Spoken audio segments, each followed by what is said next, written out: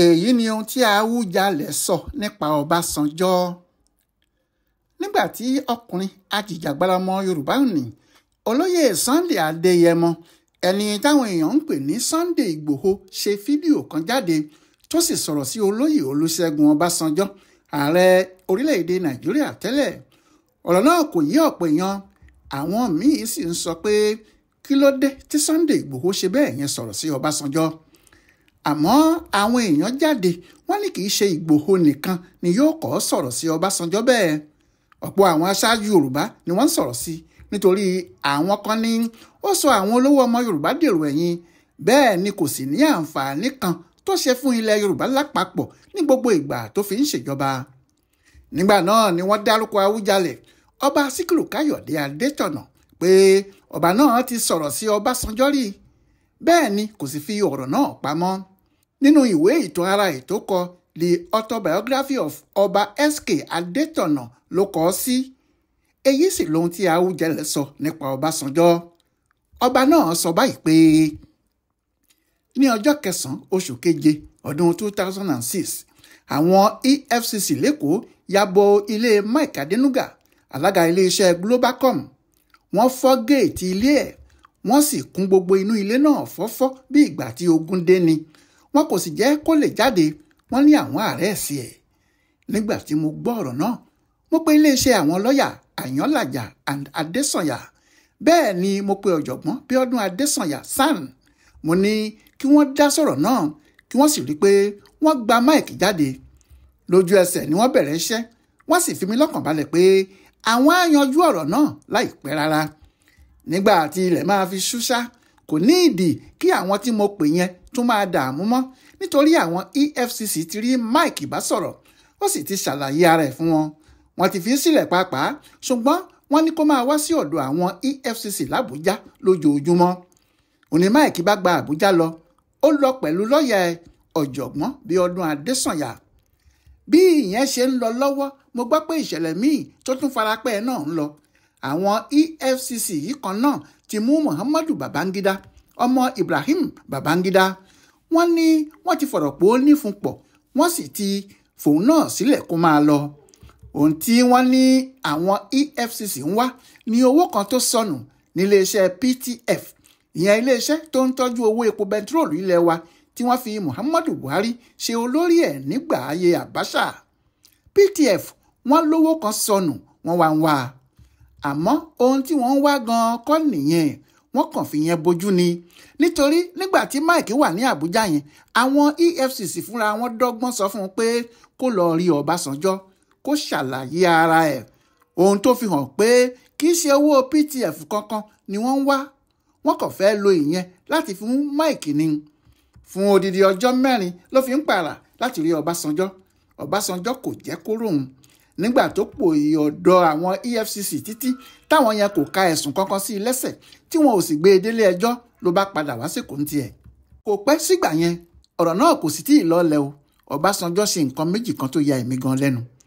ó pe Mike, ó ní kó wá pàdé òun ní òde ọ̀rẹ́ òun kan. ni Mike bá lọ. ó jẹ́ ibi tí ọ̀rẹ́ ẹ̀ kan, ẹnjìnìà Ọlọ́pàdé, ti ń ṣe ọjọ́ ìbí ẹ̀. àwọn oníròyìn rí Ọbásanjọ́ àti Mike, wọ́n ya fọ́tò wọn, ó jáde nínú àwọn ìwé ìròyìn wọn. lẹ́yìn àríyá ọjọ́ yẹn ni Ọbásanjọ́ ní kí Mike tẹ̀lé òun nínú mọ́tò kan náà, wọ́n sì jọ lọ sí Ọ̀tà ní oko Ọbásanjọ́. níbẹ̀ ni Ọbásanjọ́ ti sọ fún Mike pé kó wá kọ́ ilé kan fóun sínú yunifásitì òun, ìyẹn the best university. Mike gbà láti kọ́, ó sì gbé iṣẹ́ ilé kíkọ́ náà fún àwọn Calches Turnkey Project Limited pé kí wọ́n máa kọ́ ọ.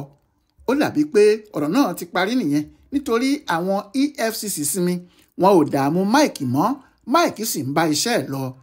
àfi bó ṣe di ọjọ́ kan tí Mike ń lọ sí Ghana ló bá ń ka àwọn ìwé ìròyìn Nàìjíríà lórí pé àwọn EFCC ti tún mú Muhammadu ọmọ Babangida. ìfura mú nígbà tó jẹ́ ibi tí ìṣẹ̀lẹ̀ tàkọ́kọ́ ti bẹ̀rẹ̀ náà nìyẹn. kò yá padà wálé, ló bá gba London lọ, ó sì jókòó síbẹ̀. nígbà tí mo lọ sí UK, Mike wá rí mi, ó sì sọ pé kí n bá òun ṣe bóun ṣe lè rí Ọbásanjọ́ tí òun máa ṣàlàyé ara òun fún un. ó ní àwọn ẹ̀sùn 3 ni wọ́n fi kan òun. àkọ́kọ́ ni pé wọ́n ní Àtíkù Abubakar igbákejì ààrẹ fún Adénúgà ní owó kan láti PTF pé ó san owó náà sí báǹkì Adénúgà Equatorial Trust Bank ETB pé owó yẹn ni Mike fi san owó láńsẹ̀nsì Globacom. Ẹ̀sùn kejì ni pé nítorí ohun tí Àtíkù ṣe yìí, Àtíkù wà nínú àwọn tí wọ́n jọ ní Globacom. Owó PTF ló sì kó fún Mike tó fi ra shares síbẹ̀. Ẹ̀sùn kẹta sì ni pé ọ̀gágun àgbà Ibrahim Babangida náà ní ìpín rẹpẹtẹ nínú Globacom. Wọ́n jọ ní. Ó wá yé mi wàyí pé ọ̀rọ̀ kìí ṣe ọ̀rọ̀ EFCC o, kìí ṣe kí Mike kó ìwé kankan fún FCC ló lè yanjú ọ̀rọ̀ yìí, nítorí wọ́n kàn ń lo EFCC yìí ni. Ọbásanjọ́ sì ni. Ìjà burúkú tó wà láàrin Ọbásanjọ́ àti Àtíkù, ìjà yìí ni Ọbásanjọ́ fi ń wá gbogbo ọ̀nà láti mú un. Àtíkù ti ṣe alága PTF rí. Ìgbàgbọ́ sì ni pé tí wọ́n bá rí Mike mú, kò sí kó má kó bá Àtíkù, bí Babangida náà bá sì kó sí wọn lọ́wọ́ déédéé ni. Bí ọ̀rọ̀ ṣe kan àwọn Babangida ni pé ọmọ àbúrò ìyá Mike kan wà tí wọ́n ń pè ní G. Subair. Bàbá ẹ̀ ti kú ní kékeré, ọ̀dọ̀ ìyá Mike lòun náà gbé bí èmi náà. Mike ló wá ń bá ṣiṣẹ́. Nígbà tí wọ́n dá Globacom sílẹ̀, Subair ni wọ́n gbé lọ sí Kaduna. Wọ́n wá fẹ́ ní ọ́fíìsì níbẹ̀. Ilé tí wọ́n rí gbà tó tóbi tó ohun tí wọ́n fẹ́ ṣe ní nọ́mbà 2 àti nọ́mbà 3 Dawaki Road, Kaduna. Ilé Muhammadu Babangida ni, ìyẹn ọmọ President Ibrahim Babangida. Kì í ṣe pé Subair mọ̀ pé àwọn Babangida ni wọ́n nílé o, nítorí kì í ṣe pé òun ló gba ilé náà. Àwọn abániwálé agents ni wọ́n wá ilé náà. Àwọn kan sanwó fún wọn lẹ́yìn tí wọ́n ti rí i pé ó dáa ni, wọn kò sì mọ ẹni tó nílé. Ohun tí àwọn EFCC rí rèé o, tí wọ́n fi ní àwọn ti rí ẹ̀rí tó dájú pé Babangida ló ní Globacom nìyẹn, àti pé Mike kàn jẹ́ aṣojú ẹ̀ lásán ni. Bẹ́ẹ̀ Mike sọ fún mi bó ṣe yá owó ní BNP Paribas Bank ní France, bó ṣe san owó láńsẹ̀sì Globacom náà sí New York níbi tí ìjọba Nàìjíríà ní kí wọ́n sanwó sí. Gbogbo bí Mike ti rí owó tó fi gba láńsẹ̀sì yìí lèèyàn lè ṣe àwárí ẹ̀, nítorí gbogbo ìwé tó fi yáwó ní báǹkì Paribas ní France ló wà nílẹ̀. Kódà àwọn yẹn tún kọ lẹ́tà láti fi hàn bí àwọn ti kópa nínú ìdásílẹ̀ iléeṣẹ́ náà. Mo pe Ọbásanjọ́ fúnra mi, mo sì sọ gbogbo ohun tí Mike sọ fún mi fún un. Mo ní kó fi nọ́mbà ìfìwéránṣẹ́ ayárabíàṣá ẹ̀, ìyẹn fax, ránṣẹ́ sí mi kí n fi gbogbo ìwé Mike ránṣẹ́ sí i. Bó ṣe fún mi ní nọ́mbà náà, mo fi gbogbo ìwé náà ránṣẹ́ sí i lójú ẹsẹ̀. Pẹ̀lú ẹ̀ náà kò tẹ́ Ọbásanjọ́ lọ́rùn, nítorí wọ́n kàn fi ìyẹn bojú lásán ni. Àtíkù àti Babangida ni wọ́n ń fẹ́ mú, wọ́n kàn fẹ́ kí Mike kó bá wọn lásán ni. Mike lòun ò lè ṣe yẹn. Ìyẹn ni wọ́n ṣe dé àwọn EFCC sí láti máa yọ lẹ́nu. Ní ọjọ́ 19 oṣù kẹjọ 2006, mo bá àwọn oníròyìn sọ̀rọ̀ níbi tí mo ti pe Ọbásanjọ́ pé kó kìlọ̀ fún Nuhu Ribadu kó yẹ fi EFCC halẹ̀ mọ́ àwọn èèyàn kiri. Mo ní tí wọ́n bá rí ẹni tí wọ́n ń wá tó ṣe màdàrú kan, kí wọ́n lọ sí kóòtù, kí wọ́n pe tọ̀hún lẹ́jọ́, kí wọ́n yé lo EFCC láti halẹ̀ mọ́ àwọn tí wọ́n bá rò pé ọ̀tá ìjọba ni wọ́n. Lásìkò tí Mike fi wà ní London tí kò wálé yẹn, mo lọ sí France fún ọludé mi. Èmi àti olórí pẹ̀lú àwọn ọmọ mi méjì àti ọba ìlú Ìdówá. Mike náà wá bá mi níbẹ̀ pẹ̀lú àwọn ọmọ ẹ̀ méjì, àjọ ń ṣeré. Ìgbà tí a wà níbẹ̀ ni a gbọ́ ìròyìn pé ààrẹ France ìgbà náà, Jacques Chirac, fẹ́ gba àlejò àwọn olórí orílẹ̀-èdè Áfíríkà àti pé Ọbásanjọ́ náà máa wà níbẹ̀. Wọ́n ní hòtẹ́ẹ̀lì tí a wà gan ló máa dé sí. Mo ní ó tiẹ̀ dáa, àá fojú kan ara wa. Ìgbà tó yá ni wọ́n tún ní kò wá mọ́. Mo tún ní kò burú. Ló bá tún yá ni wọ́n tún ló ń bọ̀ pé hòtẹ́ẹ̀lì tiwa tó fẹ́ dé sí tẹ́lẹ̀ kò sáàyè níbẹ̀ mọ́, ni wọ́n bá fún un ní hòtẹ́ẹ̀lì míì nítòsí tiwa gan. Wọ́n ní aago 9 ló máa dé láàárọ̀ sínú hòtẹ́ẹ̀lì ọ̀hún. Nígbà tó di aago 9:30, mo fẹsẹ̀ rìn dé hòtẹ́ẹ̀lì tó wà. Nígbà tí mo sì dé ìsàlẹ̀ hòtẹ́ẹ̀lì náà, mo pè láti ibẹ̀ lórí aago. Ló bá ní níbo ni mo wà. Ni mo bá ní nínú hòtẹ́ẹ̀lì tó wà ní o, pé mo wà nísàlẹ̀. Ló bá ní kí n máa gun òkè wá bá òun, mo sì ṣe bẹ́ẹ̀. Àwọn èrò pọ̀ tó ń dúró dè lẹ́nu ọ̀nà ẹ̀. Ló bá ní kí n máa bọ̀ nínú yàrá òun. Níbẹ̀ ni mo ti lọ bá. Bó ti rí mi ló bẹ̀rẹ̀ sí tu bí ejò tó ń sọ̀rọ̀ igbákejì Àtíkù tó ń dà á sílẹ̀ wẹ̀rẹ̀wẹ̀rẹ̀, àfi bí ìgbà pé ó ti ń wá ẹni tó máa sọ̀rọ̀ fún ni. Ó sọ ti Danjuma náà, bẹ́ẹ̀ ló lóun gbọ́dọ̀ padà dé Nàìjíríà láago 5 ọjọ́ yẹn, nítorí òun lòun lọ bá wọn sí ìpàdé ẹgbẹ́ PDP ní Gombe. Mo ti já kóró gbogbo ẹjọ́ ẹ̀ tán ni mo bá ju ọ̀rọ̀ kan tó ti wà lọ́kàn mi lù ú. mo ní wọ́n máa ń pariwo kiri pé ìwọ àti Aliko Dangote lẹ́jọ́ ní iléeṣẹ́ sìmẹ́ǹtì Ọbájánà pé wọ́n ní Dangote kàn ń dí gẹrẹwu fún ẹ níbẹ̀ ni o pé ìwọ ló ní iléeṣẹ́ ọ̀hún. Ara ẹ̀ balẹ̀ wọ̀ kò wí kinní kan fúngbà díẹ̀ ìgbà tó yá ló ní ṣé èmi gba ohun tí wọ́n ń sọ yẹn gbọ́ ṣá. Mo ní bóyá mo gbàgbọ́ tàbí n kò gbàgbọ́ kọ́ lọ̀rọ̀ tó wà nílẹ̀ yìí o. Ìdáhùn tí òun bá fún mi ló máa jẹ́ kí n mọ̀ bóyá mo lè gba irú ọ̀rọ̀ bẹ́ẹ̀ gbọ́ tàbí n kò lè gbà á gbọ́. N ló bá sinmi tí kò dáhùn mọ́. Mo wá sọ fún un pé ṣé ó mọ̀ pé àsìkò tí òun máa gbé ìjọba sílẹ̀ ti fẹ́ tó, pé kó wá ọ̀nà o, kó wá gbogbo ọ̀nà, kó tọrọ àforíjì lọ́wọ́ àwọn tó ti ṣẹ̀. Mo sì sọ fún un pé bí n kò bá mọ ti gbogbo èèyàn, mo mọ ti S.O. Bákàrè Olúwalógbọ́n. Ohun tí mo ṣe mọ ti Olúwalógbọ́n ni pé nígbà tó bẹ̀rẹ̀ sí tẹ̀lé Ọbásanjọ́ ṣòóṣòó kiri, mo sọ fún un pé kó ṣọ́ra ẹ̀, pé Ọbásanjọ́ tí mo mọ̀ kì í ṣe ẹni tí èèyàn ń tẹ̀lé bẹ́ẹ̀ o, pé Ọbásanjọ́ máa já akulẹ̀ nígbẹ̀yìn ni o. Àmọ́ Olúwalógbọ́n kò gbọ́. Gbogbo ohun tó ní pátá ló fi fún Ọbásanjọ́ nígbà tí òun Ọbásanjọ́ kò ní nǹkan kan. Bó tiẹ̀ jẹ́ gbogbo èèyàn ló ń bu ẹnu àtẹ́lu Ọbásanjọ́ nígbà náà tí wọ́n sì ń sá fún un. Àmọ́ nígbẹ̀yìn ńkọ́, Ọbásanjọ́ já akulẹ̀ ni. Kò tí ì pẹ́ tó dé ilé ìjọba bí ààrẹ tó ti da Olúwalógbọ́n nù, bí ọ̀rẹ́ wọn ti dàrú nìyẹn. Lẹ́yìn tí mo sọ ti Bákàrè fún ni mo wá sọ̀rọ̀ Mike. Mo ní Mike Adénúgà wà nísàlẹ̀ o. Mo ní nígbà tí mo sọ fún un pé mò ń bọ̀ lọ́dọ̀ ẹ̀ ló ní òun náà máa wá kí, pé ó ṣeé ṣe kí òun Ọbásanjọ́ padà gbọ́ pé òun wà ní France lásìkò tí òun lọ síbẹ̀, tó bá sì mọ̀ tó tún rí i pé òun kò yọjú sóhun pé ó lè máa bínú, nítorí ẹ̀ ló ṣe bá mi wá. Mo ní ọwọ́ ẹ̀ ló kù sí bó bá fẹ́ rí Mike tí kò bá sì fẹ́ rí i. Ló bá ní òun máa rí i nísàlẹ̀ tí òun bá ń lọ. Mo ní tó bá jẹ́ bẹ́ẹ̀ kó jẹ́ kí n lọ dúró ti Mike, tó bá sì désàlẹ̀ a jọ rí àwa méjèèjì. Ó ní rárá, pé mo gbọ́dọ̀ dúró ti òun kájọ lọ ni. Kò pẹ́ lẹ́yìn náà ni abọ́bakú ẹ̀ wá pè é pé ó ti tó àsìkò. N ló bá sáré lọ wẹ̀, n la bá jọ désàlẹ̀.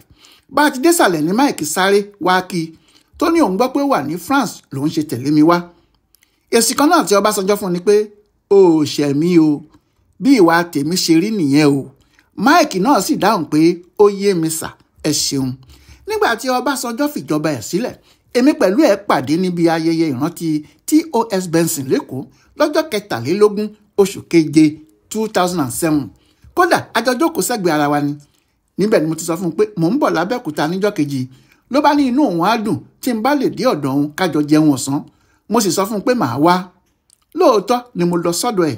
Nígbà tí a débẹ̀ tá a jẹun tán, èmi pẹ̀lú ẹ̀ wọnú yàrá ẹ̀ lọ pé ká lè sọ̀rọ̀. Nínú yàrá ẹ̀ níbẹ̀ ni mo ti sọ fún un pé ohun tí Ribadu àti EFCC ń ṣe fún Mike kò dáa o, pé mo sì mọ̀ pé òun Ọbásanjọ́ ló wà nídìí ọ̀rọ̀ yẹn. Mo ní kó sọ fún Ribadu pé tí kò bá jáwọ́, èmi pẹ̀lú wọn jọ máa kẹsẹ̀ bọ́ ṣòkòtò ìjà kan náà o. Mo sọ fún un pé ṣé òun náà mọ̀ pé ìjà tó ń bá Àtíkù jà ló kó ran Mike. Ọ̀rọ̀ tí Mike kò mọwọ́ mẹsẹ̀ ni wọ́n fẹ́ tì mọ́ lọ́rùn. Mo ní kó kìlọ̀ fọ́mọ ẹ o, bí bẹ́ẹ̀ kọ́ kò ní fẹ́ràn ohun tí mo máa ṣe fún ọmọ ẹ̀ àti EFCC yẹn o. Mo ní kó rántí pé òun ti kúrò níjọba o, bí ọ̀rọ̀ náà bá sì fẹjú tán ó máa tàbá òun náà. Ó sọ fún mi pé òun ti gbọ́, òun á bá Ribadu sọ̀rọ̀. Lẹ́yìn ìyẹn mo pè é láìmọye ìgbà tí kò gbé. Ni mo wá pe ọ̀kan nínú àwọn amúgbálẹ́gbẹ̀ẹ́, Bọ́dúndé Adéyanjú, nìyẹn bá gbé e. Ló ṣẹ̀ṣẹ̀ wá gbé fóònù fún Ọbásanjọ́. Mo ní n kò gbúrò ẹ̀ lórí ọ̀rọ̀ Mike mọ́ni. Ló wá ní Ribadu kò sí nílé, ó tíráfù. Mo ní kí ló wá dé tí òun kò gbé fóònù mi. Ó ní fóònù yẹn ń ṣe bákan bákan ni. Nígbà náà ni mo sọ fún un pé kò burú. Ọ̀rọ̀ tí kò le ni pé mo máa sọ fún Mike kó fi nọ́mbà tuntun kan àti fóònù ránṣẹ́ sí i, pé kó fi nọ́mbà náà sọ́wọ́ ọmọọṣẹ́ yẹn Bọ́dúndé, tí mo bá ti fẹ́ bá a sọ̀rọ̀ màá máa pè é sórí nọ́mbà yẹn.